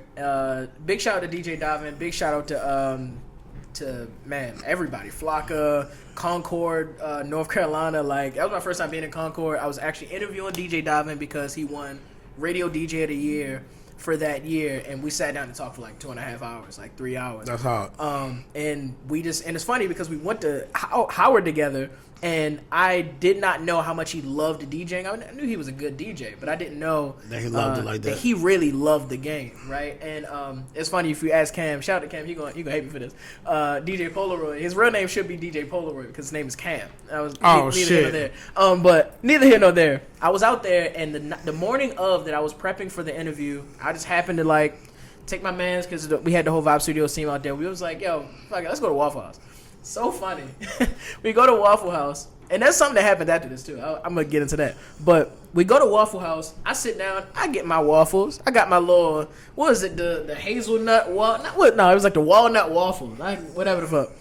I just like look up, and this nigga Fathom is right there. I was like, bro, what are the odds? And I'm like out of every place I could have chose to be, and it's like 8 a.m. Like, yeah, it's early. It's like 8 a.m. I'm like, what are the fucking odds that this dude is right here? And, you know, I said something, you know, we chopped it up, and I was like, And I didn't at that moment want to ask you for an interview because I was like, I don't feel like I was ready enough. Like, I don't feel like at that moment I put in enough work to really ask you for the first time, I want to sit in front of you, I want to interview and tell your story. And I'm glad I didn't because when we finally did see each other years later, which is, you know, the reason why we're sitting here now. Shout out to DJ Twisted, my cousin. We were at, what was that spot called? You remember the spot? That was a couple weeks ago? Yeah, a couple weeks ago, yeah. Is it Illusions? Illusions. We was at Illusions. Illusions. And Fathom walks in. I was like, bro, that is hilarious, bro. Because I didn't know you were going to be there either. I was just there to support my cousin. And we ended up chopping it up again. And I was like, bro, like, might as well. Let's do an interview. Shit. Yeah. At this point, I've put in over 70 episodes. Put in over, Crazy. like, 40 interviews. Salute you know, to that. Like, it's insane. You know, but now I'm so glad, you know, and I'll let you speak to that moment, but I'm just so glad that we were actually able to make that materialize from those moments. It felt right. Yeah, that was hard. It was crazy. I was there. I was hosting some rap event for my man, Big Mouth Media. Big shout out. Yeah, Big Mouth Media. People think I co-own that blog. I don't co-own that shit at all. That's my dog, though. He's from Carolina, but he lives in D.C., so, like, he go back and forth a lot. But he was like, yo, I want you to host this joint. Yeah. And I'm like, all right. He like, yo, how much you want to charge? So we agreed on the price and all that. It was that Saturday. So I forgot what I had that Friday, but I flew down Saturday. And I love Waffle House. Like, man, so good. I really might have planned my trip the way I did just to go to Waffle House early enough to have enough time to relax after that shit, right? So, that's so funny. I get my rental because I don't go in no city without a rental for the most part, unless it's New York. But right, yeah, I get my rental, I walk in there, and a nigga say what's up to me, and I promise you, I think I was on the phone. Yeah, you was on the phone. You was on the phone. I'm always on the phone. I'm always 9 times. I was on the phone before I walked in here. Yeah. Right. I was on the phone with my girl before I walked in here, but I'm on the phone, and I'm probably on the phone with my girl. Actually, this is earlier shit on a Saturday. Yeah. You know what I'm saying? So, like, I'm on the phone. He say what's up, and I'm like, damn, that nigga look familiar. And I'm like, I can't think of who that is. And my girl like, did somebody just speak to you? I was like, yeah, they did. They was like, she's like, in Carolina? I said, yo, this shit is crazy. You know what I'm saying? Like, what? This shit is crazy. And I just couldn't, in my mind, I was like, I think I know who that was, but I didn't know who it was. And I was like, I'll figure it out later, or they're going to reach out to me eventually. And I'll be like, oh, okay, bet. That's who that was. Right. And that was it. And years later, he like, yo, I seen you in North Carolina. I'm like, shit, that was you. You know what I mean? Like, yo, it'd be so crazy. Like, me and my shit, I'll be places with everybody, not even just my girl, but like everybody, and like random people will see me and be like, "Oh shit, Fathom, what's up?" Or it's real shit. Yo, it be random as shit. Like when we was in New York this weekend, like people on my team, you know, part of DTLR, like, cause they view me a certain way, they don't look at it like a lot of other people look at it. So like when some of the people stopping me and shit like that, they just like, dog, what the fuck? Yeah. You know what I mean? Like, it's crazy to them. And it's crazy to me, too. Yeah. But it's like, damn, nigga, like, you really... Like, a lot of these motherfuckers know, I'm like, yeah, it is kind of crazy. Yeah. Like, I don't think I went nowhere in New York this weekend and somebody didn't recognize me and say, like, oh, shit, I met you before, or I follow you, or yeah, your content is dope. Like, this shit is crazy, yo. Dog, every time I'm doing something, I hosted Poly City Tailgate this year. Yeah. And... at the end, I'm just waiting for the traffic to leave, so I'm chilling on the side. Right. And this girl just walked by, and she grabbed my hand. She didn't stop. She grabbed my hand. She was like, I love your content. You're doing a great job. Kept walking. I don't know who this girl was. I never got a name, a face, or nothing. You know what I mean? It was just like, I love your content. Keep doing what you're doing. I was like, I didn't even get to say thank you. Yeah. And it was just like, damn, baby. Like, yeah. In my I didn't want nothing from him, but it was like, at least let me say, yo, thank you. I appreciate it. You know what I mean? Like, I get a lot of that shit where it's like, niggas just be like, yo, keep doing your thing. And then sometimes, you know, you get the opposite of, yo, let me rap to you real quick. Which is, yeah, that shit. Yeah. Yeah, but you know, real shit. It come with the, it come with the territory, man. And like, it's plugs in my logo for the reason of, my aspiration was just to be the ultimate plug. Like, shout out to Crystal J. she did my logo. She understood my vision. Yeah. You know, so she knew what I was trying to be and what I was gonna be. Yeah. So that was pretty much, you know, the thinking about it. And you know, like it's crazy. One of my guys now, Mr. Mincy, he a photographer. That nigga is like super driven, right? He nice with the camera. He takes some great pictures.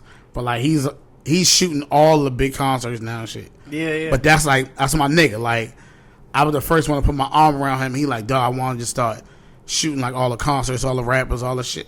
Bet, just listen to me, come around, play the game. And as he evolves into what he's becoming, like he's seeing it, and he like, damn, nigga, like this shit crazy. You know what I'm saying? And I'm telling him like, dog, we still got far to go. But he's like he has just as much drive as me. You know what I'm saying? Where like he's on it. You know what I mean? Like he kind of pushed me, like, yo, you should be doing this or do that. You know what I mean? I'm not a fan of telling people what they need to be doing. Sure. Or should be. I hate that shit because like you don't know what people's vision is of themselves. Right. Exactly. You know what I'm saying? Like you don't know what nobody should do. Like nobody know what my real end game is. You know what I mean? So don't say, yo, what you need to do is this. Like, yo, what you need to do is live your life and mind your fucking business. Exactly. Yeah, my nigga. Don't be over here telling me what I need to do. That's a fact. I need you to stay out my mix. Facts. You know what I mean? If you're not supporting, you know what I mean? Like, I'm never the person that's going to say what you need to be doing. Yeah. No, if you ain't asking my help, I ain't saying shit. Yeah, I ain't saying shit. Because, yo, just think about telling somebody what they need to do, and then they go try to do it, and then the shit don't work. Now it's like, yo, you said I need to do this, and it didn't work. Yeah. Like, so now what, nigga? It's like, you don't understand their vision. Yeah, you don't. So it doesn't. Yeah, it wouldn't make sense. Yep. Yeah, man.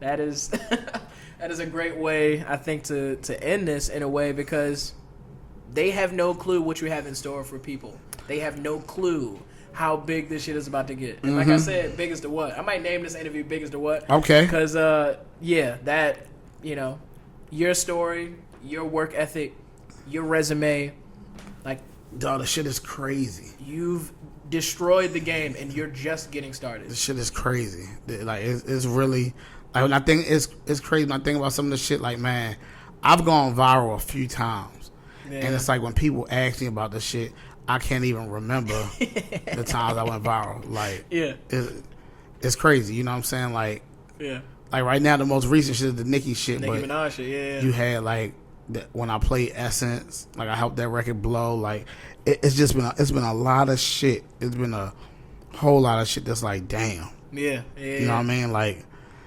niggas still got a lot to do though. Facts. A lot to do. A lot of ground to cover. A lot to do. But man, either way, I could die today tomorrow, man. My legacy is amazing. It's stamped. Yeah, my legacy is amazing. And people know it. And I called you the biggest plug in the city. Definitely the biggest plug, I think, in the region, to be honest, you know. And I only see that getting bigger from here. And I, you know, like I said, man, I fucking appreciate you being here, sitting with me, letting me be able to tell your story from my perspective, you know. And, man, like I said, you heard it first. Fathom got the juice. Man. That's not an understatement. That's real life. Fathom got the juices in the building, man. That's always a pleasure, man. Thank you for sitting with me. Listen, I appreciate it. Make sure y'all tap in with Mike, man. Support this brother. Listen, him and his people, like this is just them.